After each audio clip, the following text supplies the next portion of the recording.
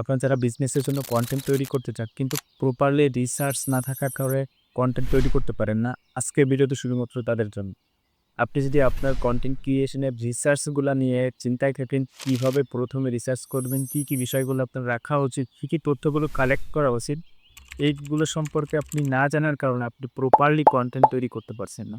আজকের ভিডিওটিতে আপনার জন্য খুবই ইন্টারেস্টিং এবং খুবই ইফেক্টিভ হবে।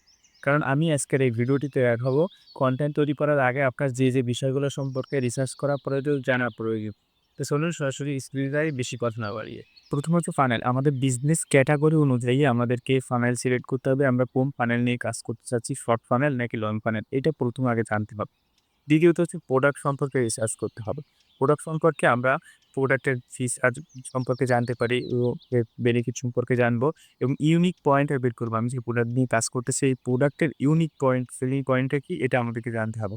তারপরে হচ্ছে হয় দে উইল বাই, তারা কেন কিনবে? এখানে হচ্ছে যে তারা কি কারণে কিনবে এই সম্পর্কে আপনাকে A to Z রিসার্চ করতে হবে। এরপরে হচ্ছে কাস্টমার রিসার্চ। কাস্টমার রিসার্চে হচ্ছে কাস্টমারের একটা অ্যাভাটার তৈরি করতে হবে যে কাস্টমারের জন্য কনটেন্ট তৈরি করা হচ্ছে সেই কনটেন্টটা সেই কাস্টমার বেসড হবে। এইভাবে কাস্টমারকে ১ম আগে রিসার্চ করে নিতে হবে। এরপরে হচ্ছে যে কাস্টমার স্টেজ সিলেকশন। আপনি কোন কাস্টমার নিয়ে কাজ করতে চাচ্ছেন? আপনি কোন স্টেজের কাস্টমারের জন্য কনটেন্ট তৈরি করতে চাচ্ছেন? হয় সেটা কি কোল্ড কাস্টমার নাকি ওয়ার্ম কাস্টমার নাকি হট কাস্টমার? এটা আপনাকে আগে সিলেক্ট করে নিতে হবে। এরপরে হচ্ছে পেইন পয়েন্ট। আপনার এই কাস্টমারের যে এক্সাক্ট পেইন পয়েন্ট আছে, যে পেইন পয়েন্ট গুলো সেটা আপনাকে এখানে নোট ডাউন করতে হবে। এরপরে হচ্ছে অবজেকশন। কাস্টমারের যে অবজেকশন গুলো আছে সেই অবজেকশন গুলা নিয়ে আপনার এখানে লিখতে হবে এবং এইগুলা নিয়েই কিন্তু আপনাকে কনটেন্ট পরবর্তীতে এপ্লাই করতে হবে। এরপরে আছে হচ্ছে কোয়েশ্চেন। এখানে কাস্টমার বিভিন্ন ধরনের কোয়েশ্চেন করবে এবং তার উত্তরগুলো আপনাকে রেডি করে রাখতে হবে। কাস্টমারের যে মনে যত প্রশ্ন আছে সেই প্রশ্নগুলাকে আপনাকে নোট করতে হবে। নোট করে আপনি এখানে হচ্ছে উত্তরগুলো লিখে রাখবেন। এরপরে হচ্ছে কম্পিটিটর রিসার্চ। আপনি যে মার্কেটে কাজ করতেছেন সেই মার্কেটে যে প্রতিযোগী যারা আছে তারা কিভাবে কাজ করতেছে এবং তাদের উইক পয়েন্ট কি, স্ট্রং পয়েন্ট কি, এগুলো সম্পর্কে আগে বের করতে হবে। এরপর হচ্ছে ট্রেন্ড মার্কেট সম্পর্কে জানতে হবে। ট্রেন্ডে মার্কেট বর্তমানে আপনি যে মার্কেটে আছেন, যে মার্কেট নিয়ে কাজ করতেছেন, এই মার্কেটের বর্তমান অবস্থা কি কনটেন্ট চলতেছে, কিভাবে চলতেছে, এই ওভারঅল আপনাকে থিংকিং করতে হবে। এরপর হচ্ছে প্ল্যাটফর্ম রিসার্চ। এরপরে প্ল্যাটফর্ম রিসার্চে আপনি কোন প্ল্যাটফর্ম নিয়ে কাজ করতে চাচ্ছেন। আপনি Facebook নিয়ে যদি কাজ করে থাকেন তাহলে তার এক এক আপনার কনটেন্ট স্ট্র্যাটেজি একরকম হবে। আপনি YouTube নিয়ে কাজ করলে একরকম হবে। Instagram নিয়ে কাজ করলে একরকম হবে।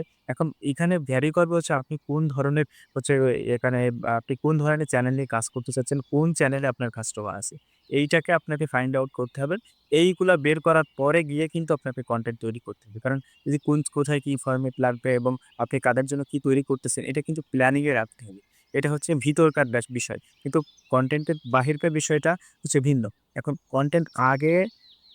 আমরা কনটেন্টের বাইরে যেটা দেখি এটা কিন্তু একরকম। আর তার আগে কিন্তু একটা প্ল্যানিং থাকে। এই প্ল্যানিংটা অবশ্যই রিসার্চ এবং প্ল্যানিংটা করা অত্যন্ত জরুরি। এটা না হলে কিন্তু প্রপারলি বিজনেসের গ্রোথ নিয়ে আসা সম্ভব হয় না এবং বিজনেসে কিন্তু ভালো একটা পর্যায়ে যাওয়া যায় না। লং টার্ম এর জন্য বিজনেস করা যায় না। তাই আপনি যদি ইফেক্টিভ কনটেন্ট তৈরি করতে চান, তাহলে অবশ্যই আপনাকে রিসার্চ করতে হবে। আরো বেশি রিসার্চ করতে হবে। ভিডিওটি যদি ভালো লেগে থাকে তাহলে অবশ্যই লাইক, কমেন্ট, শেয়ার করতে ভুলবেন না। আপনি যদি Facebook থেকে ভিডিওটি দেখে থাকেন তাহলে অবশ্যই ফলো দিয়ে সাথে থাকবেন এবং আপনি যদি YouTube থেকে দেখে থাকেন তাহলে অবশ্যই সাবস্ক্রাইব করতে ভুলবেন না।